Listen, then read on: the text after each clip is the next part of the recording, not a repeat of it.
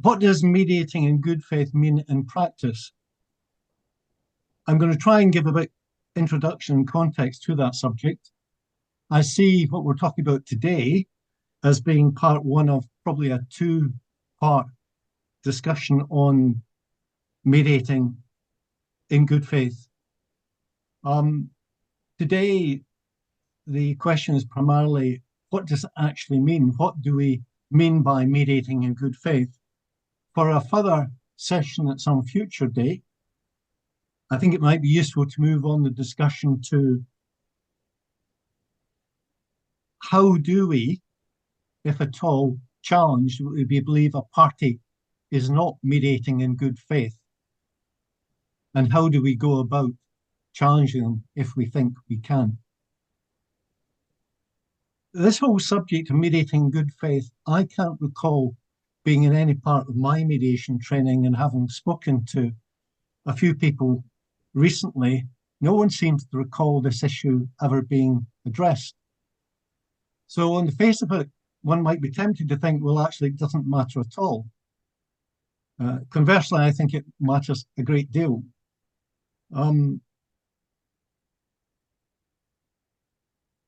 It's not an accident that we have in our agreement to mediate a requirement that parties are signing up to mediate in good faith. And it's not unreasonable for a party to say to a mediator, what does mediating in good faith actually mean? One of the key things about setting up a mediation is the essential vital dialogue which we have before the mediation day. And I know there's been a previous CPD dealing with that very effectively, as I recall. When a case comes in to us, it comes to us by one of two means. It's either where the parties have been heard by a summary sheriff and been given 10 or 15 minutes in a case management discussion, or in about 30% of the cases received in Lothian borders, the first written order is issued without the parties having been heard at all. Sometimes they misunderstand and think they have been ordered to mediate. And in the pre-mediation discussion, when we first contact them, we check that they are understanding, amongst other things, they have not been ordered to mediate. Indeed, to do so would be contrary to the spirit of mediation. So that's one of the vital checks we make to ensure that people understand that they are free to decide not to mediate. Having said that, we try and persuade them on the benefits, both in terms of time and cost-free nature of mediation at simple procedure, and how it can lead to creative solutions. We look to do all of that to sell mediation to them, with the presumption that unless it's very conspicuous, someone is determined not to mediate, it will go to mediation. There are occasions where, when you talk about mediating in good faith, you very quickly get the sense that someone's quite resistant to the idea of giving any ground at all, and that really they're not in the business of mediating. And if we sense that when we speak to them, we explore that further. There will be occasions where people simply will not mediate, and frankly, we're better to know that up front. In other cases, it may be useful to give mediation a try. And there are not many cases that we don't actually get to mediation, but where it's conspicuous that they don't want to mediate, then we might as well acknowledge that and return the case to the Sheriff Court. As part of the pre-mediation process, we endeavour to manage expectations and move on to discussion about interests and needs, and explaining to parties you're unlikely to get all of what you want. But within all of that discussion, there is talk of necessarily about mediating in good faith. And if parties are mediating in good faith, there's a much better chance you're going to get to a resolution than if they're mediating in bad faith and they're being unreasonable, whatever that might mean in the context of the particular situation you're dealing with.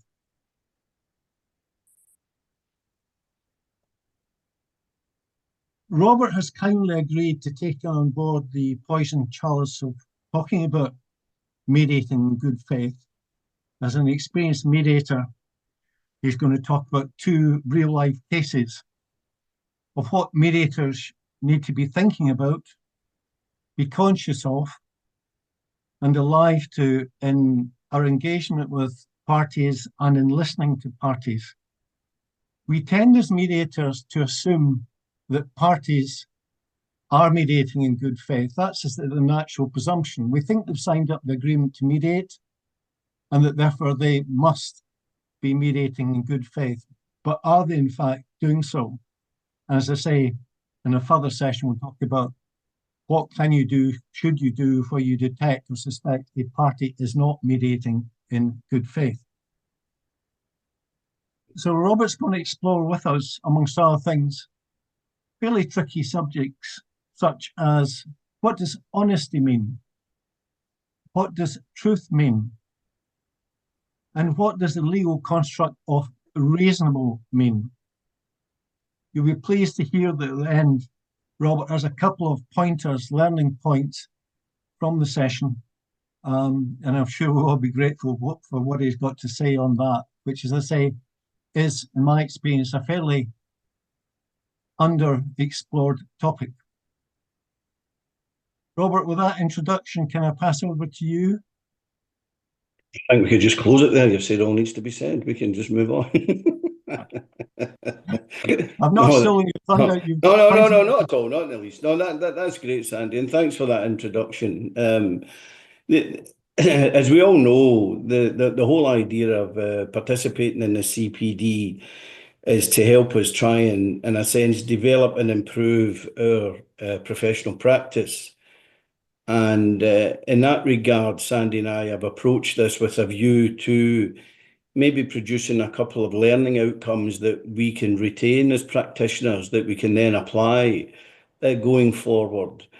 As Sandy said, the trigger for this is the fact that his curiosity and therefore my curiosity in this particular term, mediating good faith, came about because of the term being included in the Lothian and Borders Court Service agreement to mediate, that you will mediate in good faith, and that then asks the question, what does that mean? What does mediating in good faith mean? And when you have a look at it and you do some examination, you find that in law there doesn't appear to be a generally applicable definition of good faith. And from what authorities do exist in terms of giving a clear understanding of what that duty of good faith and mediation might be, it's very heavily conditioned by its context. So every situation would produce something different in terms of what does good faith mean. And so in an attempt to determine what good faith and mediation would mean, that's what we're going to try and explore today as our part of this CPD. And to that extent, it's my intention, with Pauline's assistance, obviously, and guidance, to maybe talk to you a few slides on the subject. And if Pauline wouldn't mind putting them up, that would be great. We can maybe work our way through them. What we're going to try and do is try and give food for thought, as it were, set the scene as part of this aspect of the CPD that will allow us to then go on and maybe have some breakout room discussions as to try and come up with an answer to what does mediating in good faith mean. So if you could put the next slide up, Pauline, that would be great.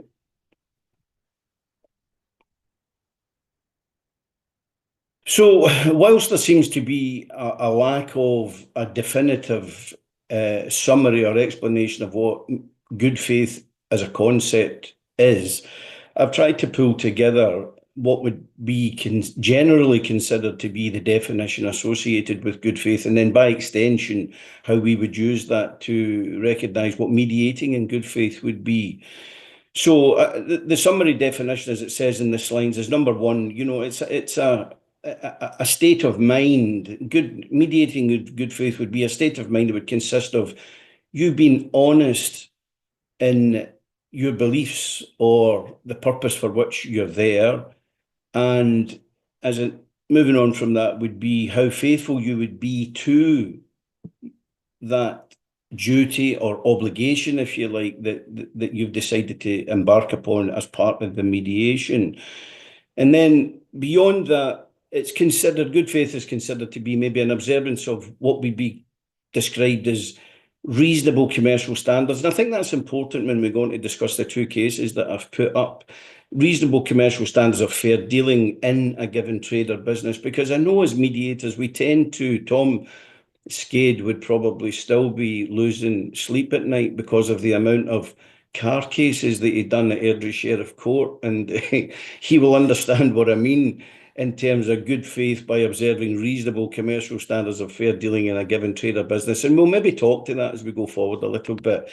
And then the other one, in one of the other cases that we're going to have a wee look at, is the absence of an intent to defraud or to seek unconscionable advantage.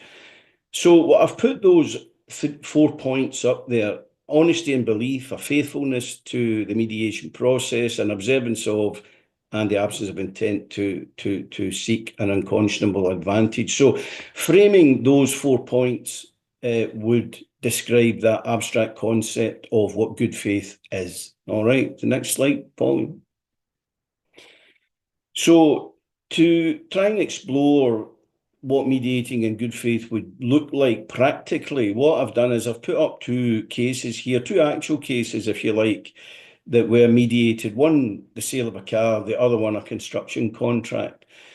The sale of the car is a well-worn scenario that I'm sure we've all been exposed to in the past. You know, someone comes and buys a car, it's 10 years old, the salesman's quite comfortable, it's got a current MOT, the buyer has inspected the car before he takes it away, but he drives the car home and he finds that he's lost the exhaust. He gets home and he can't get out of the car because the car door is locked from the inside and he can't escape. And so, again, a scenario that we're all familiar with.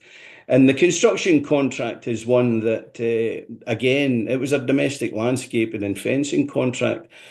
And the client in this particular case had an unequivocal documentation that the contract price will be a fifth of the price being claimed at the as part of the court order.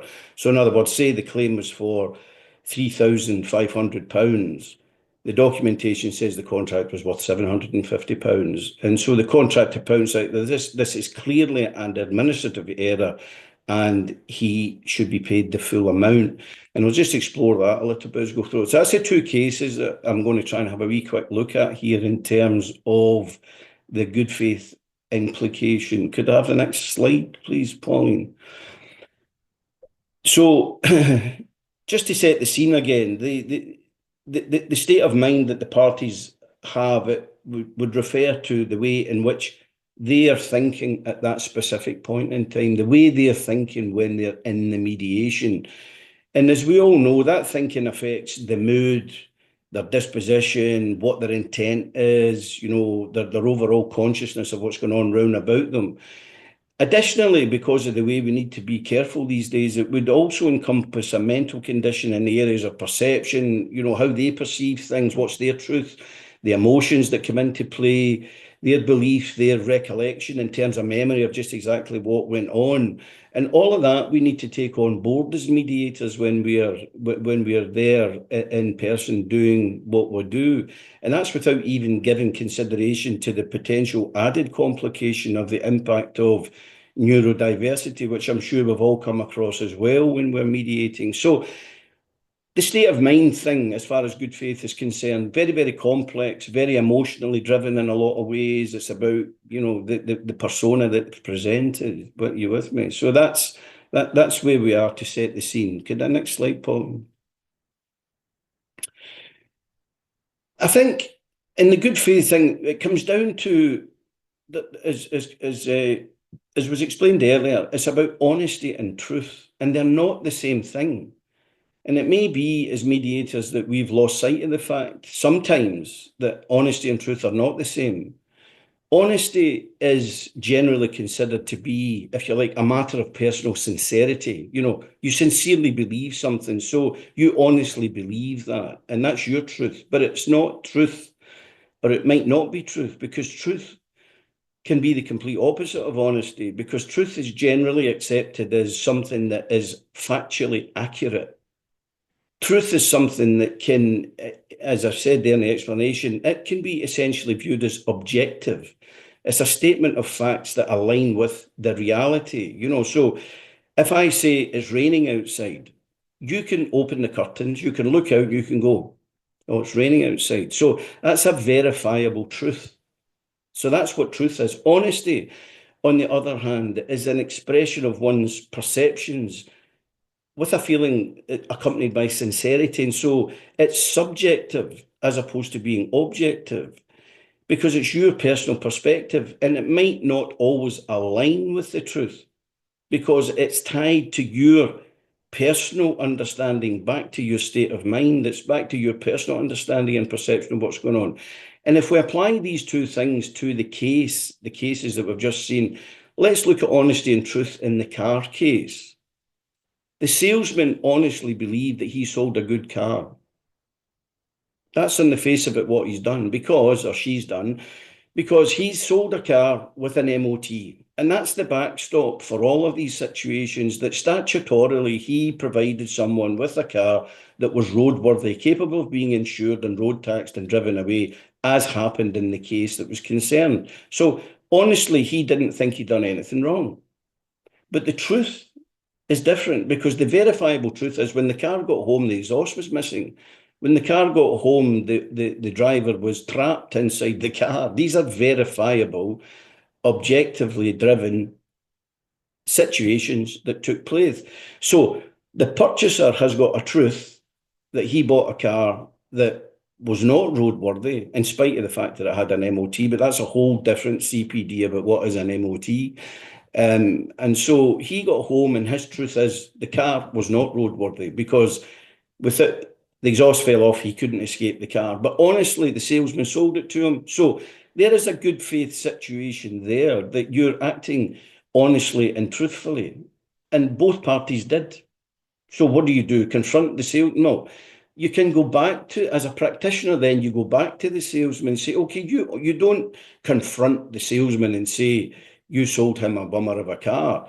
You go back and you would try and highlight the fact that, yes, you honestly believed you sold him a car, but can you accept the truth being that the exhaust did fall off, and it didn't just fall off because, well, okay, he might have hit a pothole, he might have been driving at 100 miles an hour, he might have been doing all of those things. And so in the car case, the honesty of the salesman conflicting with the truth of the purchaser is something that we as mediators need to reconcile, and reconcile that in a way that you need to then frame the truth back to the honesty of the salesman to try and get yourself into a situation where something can be done.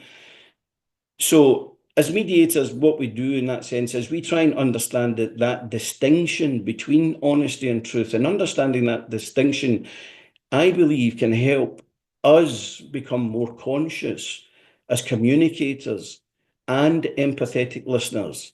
And we're not confronting anybody to say, you're telling lies, because that's an honesty that they believe, because it's a sincerity that's within them because of their state of mind, which is conflicting with the truth, which is something else, which is an objective, verifiable something that we can do.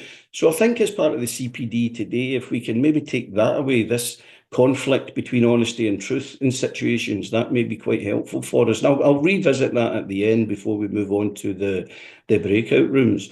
Next slide, Pauline, please. Thank you. Okay.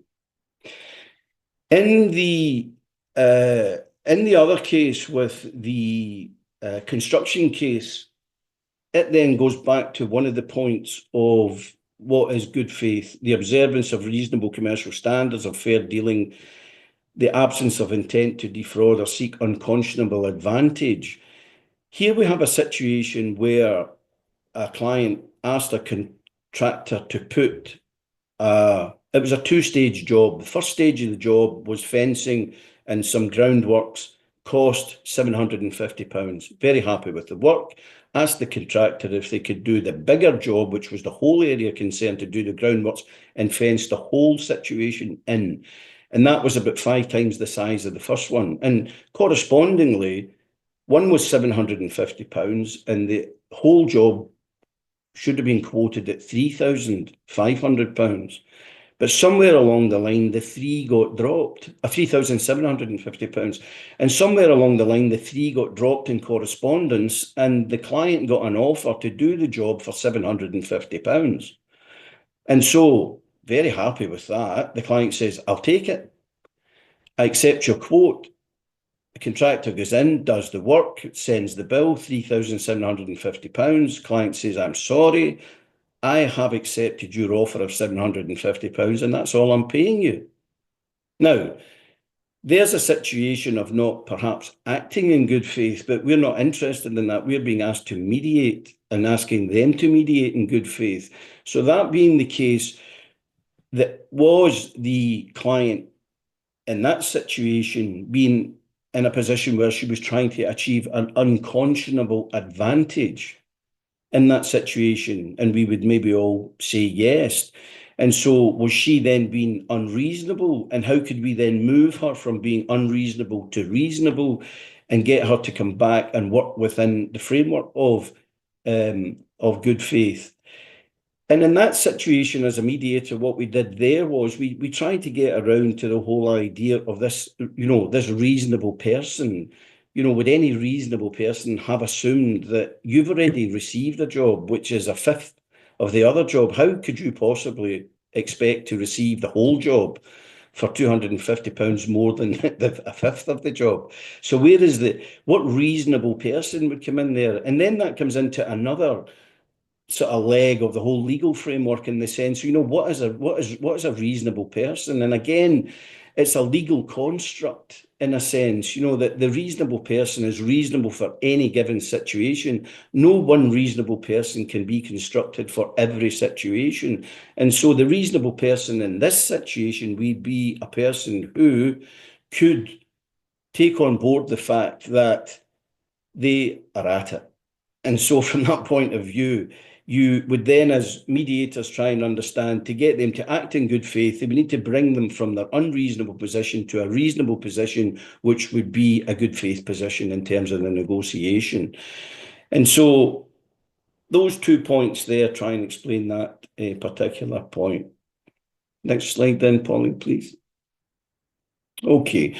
So just to summarise what I've tried to place out there before we go to the breakout rooms, is just to say that if there are learning outcomes from what does it mean to mediate in good faith, I think the 2 outcomes for me in any case would be that the relationship between truth and honesty, as I've tried to explain, could be a useful reference for us as mediators to use in many disputes.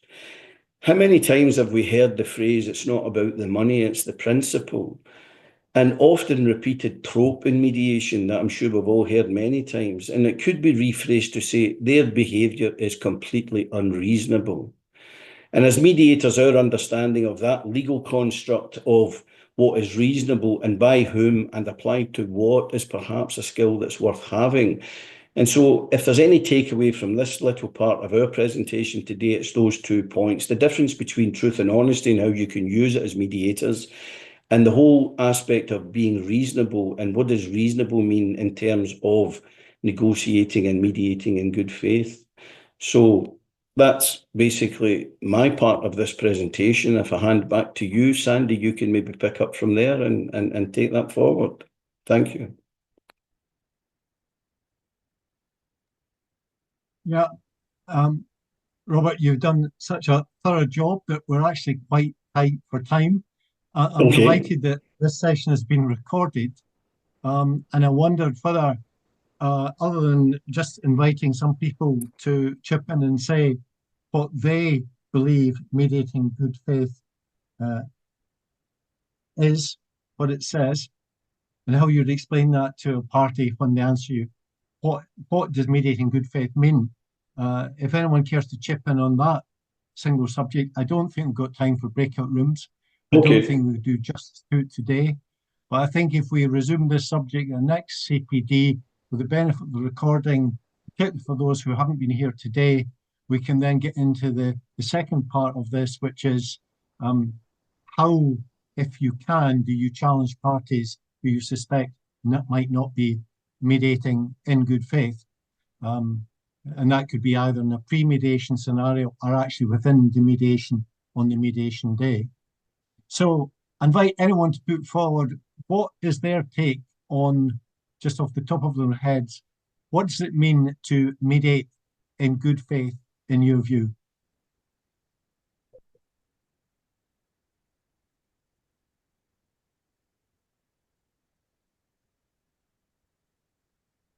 Anyone I happy think to there's put Alan forward? and Patrick have put their hands up there. Yeah.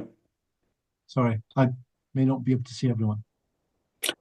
Alan Thomas and Patrick Scott have both put their hands up there. Okay. Patrick, do you want to go? Alan put his hand up first, so I think he should Okay. go first. That's very reasonable, Patrick. Thank you.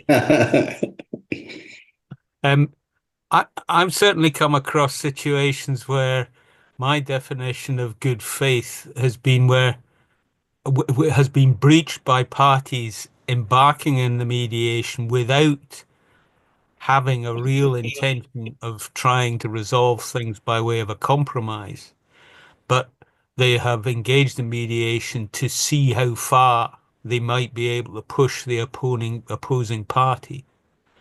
Now that may not be a sheriff court mediation. I've seen it in employment tribunal situations where you've got, a party who has a dominant position, and you've got a perhaps unrepresented claimant, and they use the mediation process to see how far they can push the unrepresented claimant. And that I would consider to be mediating in bad faith.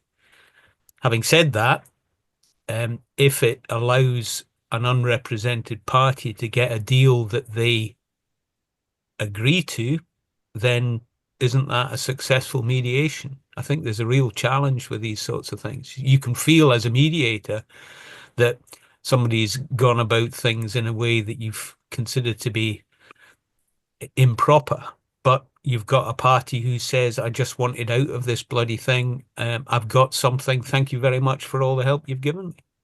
If I could maybe talk to that for a second then, just briefly. I think what you're saying there, Alan, is that would fall into the category of point 4, that there was an absence of intent, or there was an opportunity to seek unconscionable advantage. Yeah. And I think when people are participating in mediation, there is an expectation of the parties. And in a sense, the expectation is from either of them to try and arrive at a mutually acceptable solution. And what you've just described there is that expectation was satisfied because they arrived at a mutually acceptable solution, which, as we know, because we are mediating in this situation, is an alternative to a court-imposed solution. So whilst you're saying that one party's got an unconscionable advantage, that being the case, it could be completely a win-lose situation if it ended up with the sheriff, whereas in that situation they came to a solution and the expectation was that they would, and the expectation was that they would come up with something that was mutually acceptable, which they did. So in that one, ultimately, a solution was arrived that satisfied expectation, if maybe not in good faith. Patrick, did you want to chip in? Please, thanks, Andy.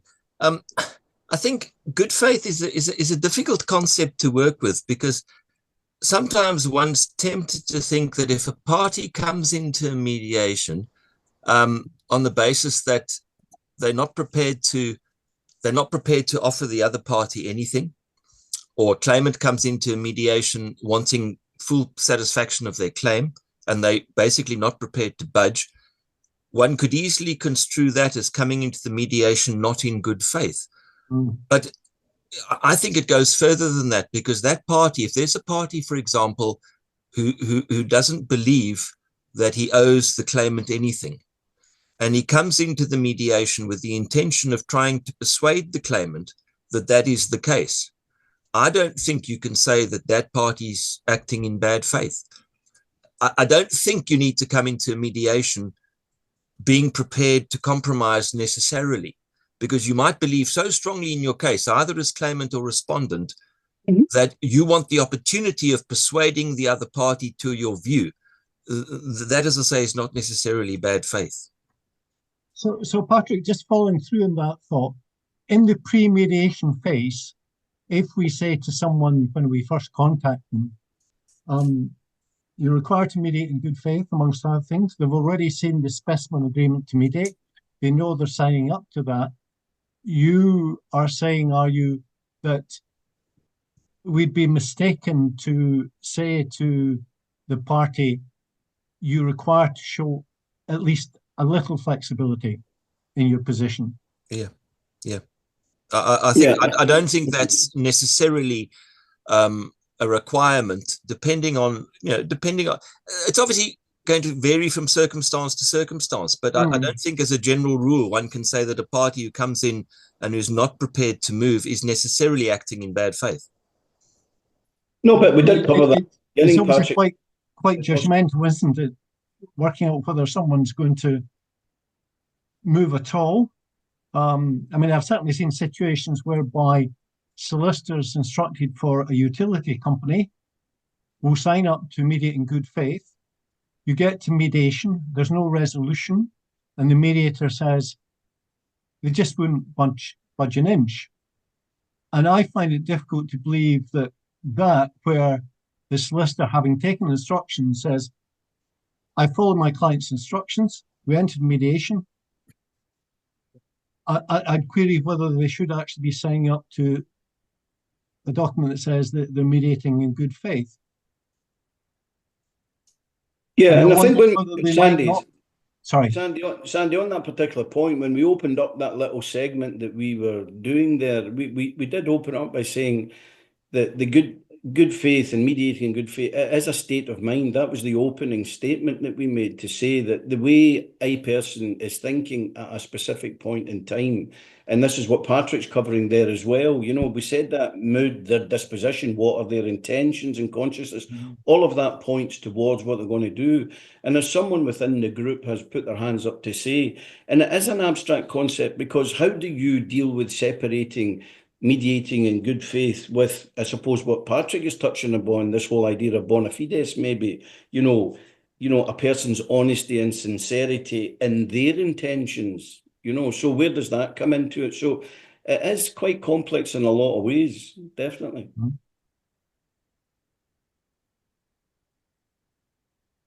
I think Charlie had his hand up next. You're muted, Charlie. Yes, Jane Fender-Alston had her hand up before. Oh, sorry. I can't see them all. Thanks Sorry. very much.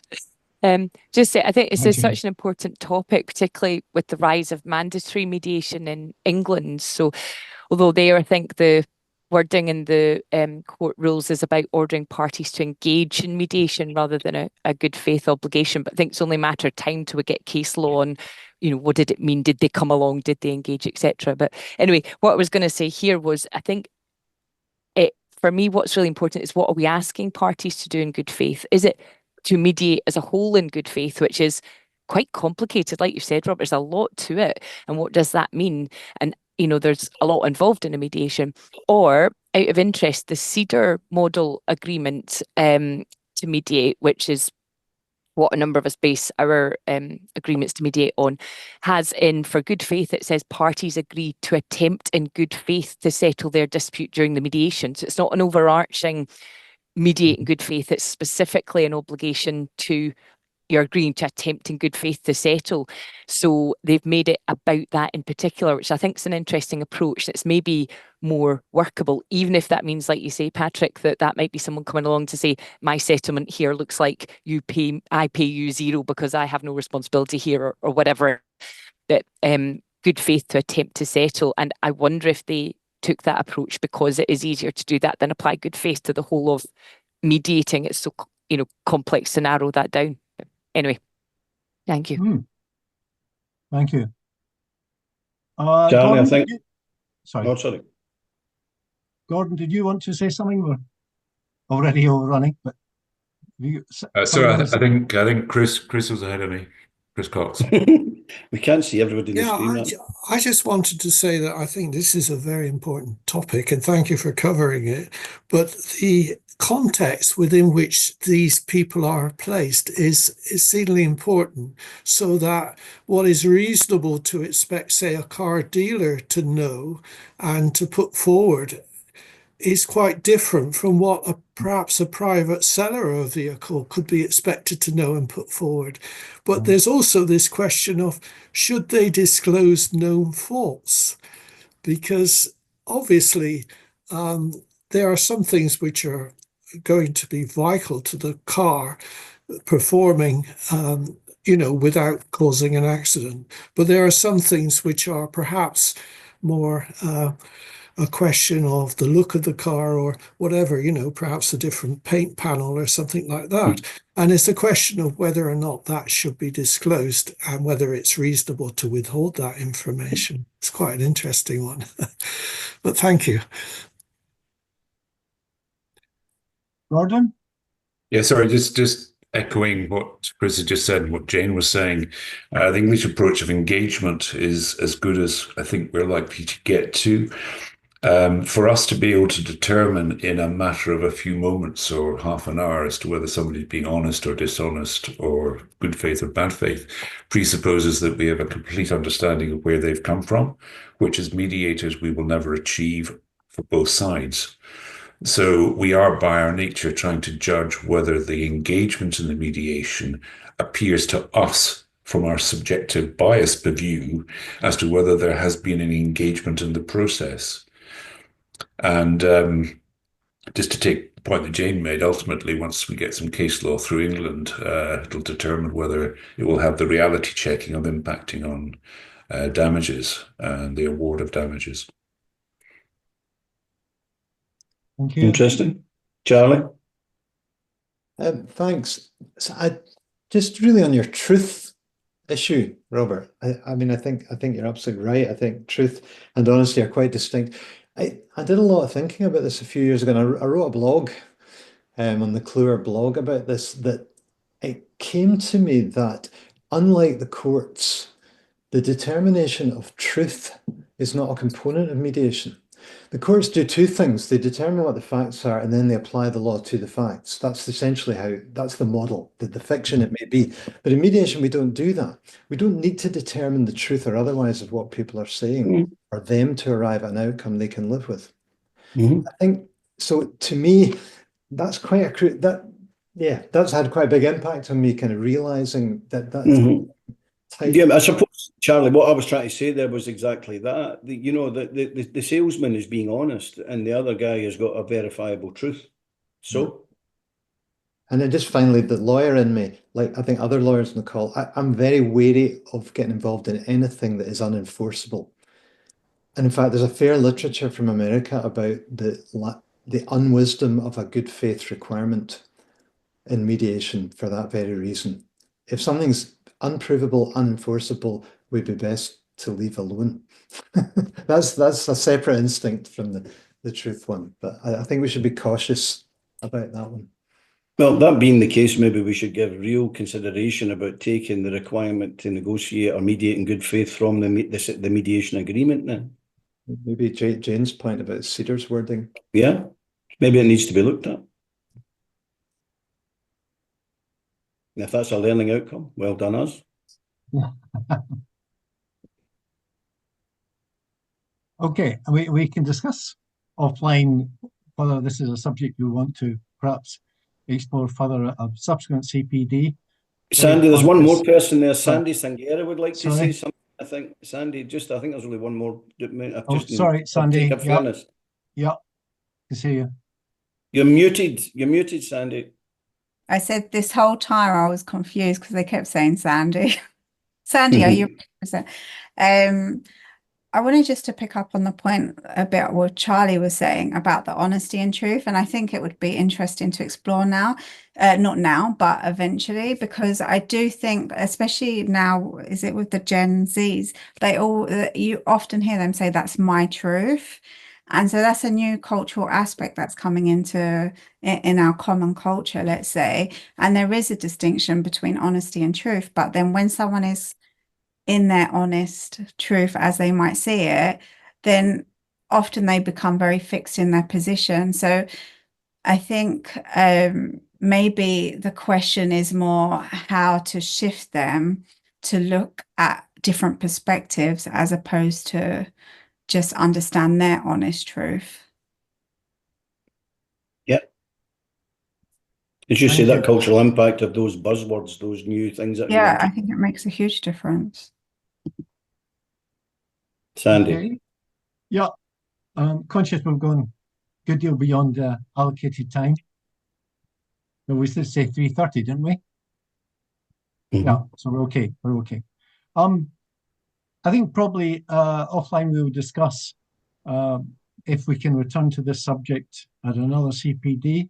Personally, I think there's further gains to be made from discussing this further.